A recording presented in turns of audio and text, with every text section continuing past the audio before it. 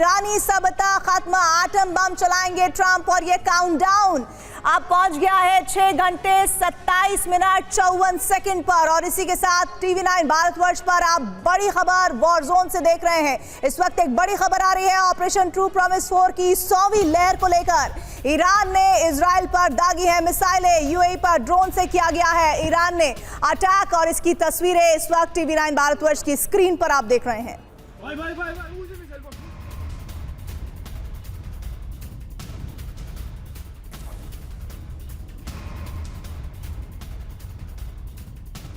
और सऊदी अरब से बड़ी खबर है। सऊदी अरब में ईरान ने मिसाइल हमला किया है। सऊदी अरब के जुबैल में बड़ा हमला किया है। इंडस्ट्रियल कॉम्प्लेक्स के पास धमाके किए हैं।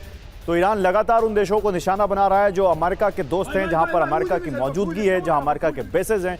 और उसी में से एक सऊदी अरब के जुबैल में ईरान ने बड़ा मिसाइल अटैक किया। बिग ब्रेकिंग न्यूज आपके सामने आने जा रही है। ईरानी सिक्योरिटी काउंसिल की चेतावनी, ट्रंप के दुस्साहस का भयानक अंजाम होगा, अमेरिका एक भयंकर आग में जलेगा। सऊदी में पेट्रोकेमिकल फैसिलिटी पर हमला किया गया। ईरान ने मिसाइल से हमले का दावा किया। ईरान ने कहा शिराज में हुए हमले का बदला लिया। तो शिराज में जो हमला हुआ उसके बाद सऊदी अरब में पेट्रोकेमिकल प्लांट पे हमला किया। ईरान ने पेट्रोकेमिकल फैसिलिटी पर अटैक किया और कहा कि शिराज में जो हमारे ऊपर हमला किया गया इजराइल की तरफ से या अमेरिका की तरफ से, हमने उसका बदला लिया है।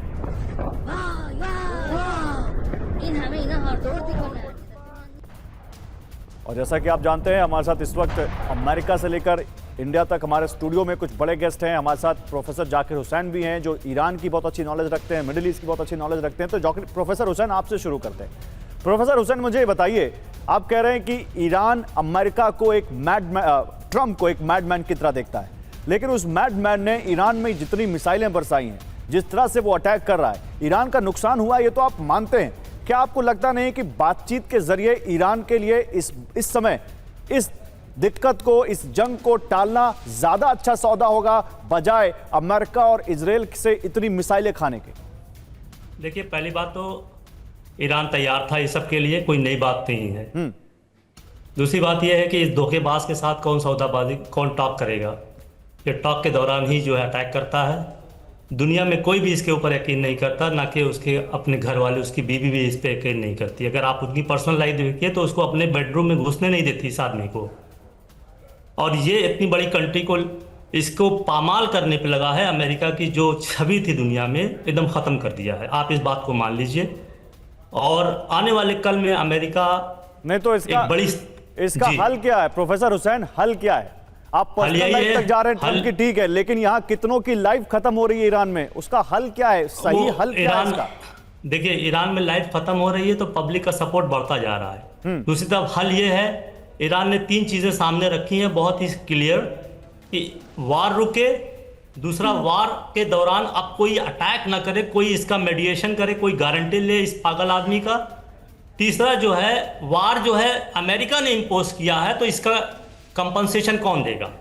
तो उसके लिए ईरान ने हुर्मुज को अपने कब्जे में किया है और हुर्मुज से ट्रांजिट फी लेगा और पर शिप $2 मिलियन लेगा। कोई बहुत बड़ी बात नहीं है। एक ऑयल टैंकर जो है $1.5 बिलियन का ऑयल ले जाता है। और अगर UNCLOS United Nations law of the sea देखिए तो 12 नॉटिकल माइल का अधिकार देता है समुद्र में। तो ईरान और ओमान के बीच में ये जाकिर सर, अभी तक अमेरिका की, खास तौर पर डोनाल्ड ट्रंप की, हम लगातार टैरिफ को लेकर ये कहते रहे कि उनके टैरिफ सही नहीं है, वो मन मुताबिक जो मन में आ रहा है वो डाल दे रहे हैं टैरिफ को लेकर।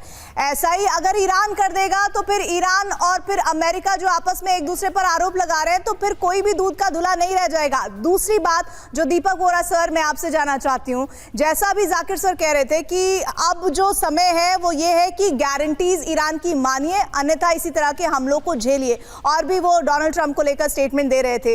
लेकिन क्या वाकई में इस तरह के अटैक को लगातार करते रहना ईरान के लिए समझदारी होगा? क्योंकि बहुत बड़े पैमाने पर अगर इस युद्ध में किसी को नुकसान हुआ है तो वो ईरान है, वो भले ही इस बात को अभी स्वीकार ना करे।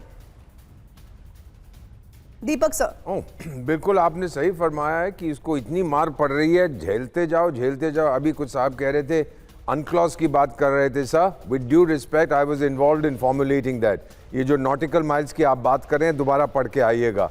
Free passage, it does not be the straight of Hormuz. मैं आपको फर्क बता देता हूँ सुएज और हॉर्मुज। हॉर्मुज जो है वो भगवान इंसान ने नहीं बनाया, वो कुदरत ने बनाया। सुएज को इंसान ने बनाया है, इसीलिए इजिप्ट का कंट्रोल है। हॉर्मुज के ऊपर इट्स एन इंटरनेशनल वाटरवे, किसी देश को अधिकार नहीं है कि उसको रोके। दिस इज रॉन्ग, वो ये दिस कह इज रहे हैं इलीगल कि जो ये कर रहे इंटरनेशनल हैं। वाटर्स में भी सर 12 नॉटिकल माइल्स तक अपनी सीमा से उस देश की का अधिकार होता है। वो इसका सिर्फ जहां पे 12 दीपक जी सबकी नॉलेज को टेस्ट करते हैं, खुद गलत बोलते हैं बैठ अच्छा नहीं जाकिर जी एक मिनट देखिए, उन्होंने आपको इंटरव्यू नहीं वो गलत बोलते, मेरी नॉलेज को चैलेंज करते हैं। नहीं जाकिर वो जी आज एक महीने से लगातार नहीं वो टीवी ठीक पे है। झूठ बोलते रहे। देखिए जाकिर जी, देखिए पहली बात उनको वो clear कर झूठ लेने बोल दीजिए। रहे हैं, नहीं बोल रहे हैं, प्लीज आप ये ऐसे अल्फाज ना यूज कीजिए नहीं, तो बेहतर। बिल्कुल सुन ये तो झूठ लीजिए। बोल रहे हैं। जाकिर हम जी इनके मैं मान लूं 2500 आपकी बारी स्टेटमेंट आए, दिखा आप दें। कह दीजिएगा उन्होंने आपकी बारी में नहीं दखल दिया, तो ये वाजिब नहीं लगता है। दीपक सर आप अपनी बात पूरी कीजिए, फिर हम जाकिर जी के पास दोबारा चल देंगे। अब मैडम मैं कुछ नहीं कहूंगा, वो भड़क जाते हैं। नहीं नहीं ऐसी कोई बात नहीं है दीपक जी, प्लीज अपनी बात को तो रखिए ना जो आप कह रहे हैं। इतना कहना चाहता था, वो इंटरनेशनल वाटरवे है, किसी को अधिकार नहीं है कि उसको रोके, उसको ब्लॉक करे, ये माना हुआ है। राइट ऑफ पैसेज कहते हैं, फ्री पैसेज, चाहे मिलिट्री शिप हो चाहे सिविलियन शिप हो। तो ये जो इन्होंने किया है वो सही नहीं है, एक्सेप्टेबल नहीं है, इसीलिए बहुत से देश नाराज हो रहे हैं उनके साथ। अब देखना क्या होता है। ये जो वर्चुअल कॉन्फ्रेंस भी हुई थी जिसको यूके ने कन्वीन किया था, उनके फॉरेन सेक्रेटरी, वहाँ पे भी यही कहा था, हमने भी यही कहा था, it has to be kept open. किसी को अधिकार नहीं है कि इसको बंद करे। बाकी जो कोई कौन झूठ बोलता है सच बोलता है, इसका फैसला लेकिन दीपक आपके जी, दर्शक करेंगे। आप भी ये जानते हैं कि सही और गलत को लेकर अमेरिका में डोनाल्ड ट्रंप को लेकर जो सवाल जवाब हो रहे हैं, उसमें अभी ईरान तो कहीं ठहरता ही नहीं है। अभी रिसेंट अगर पोस्ट को देख लें, एक्शंस को लेकर, पूरे युद्ध के सिनारियों को देख लें, तो बहुत सारे सवाल अमेरिका पर खड़े हो रहे हैं।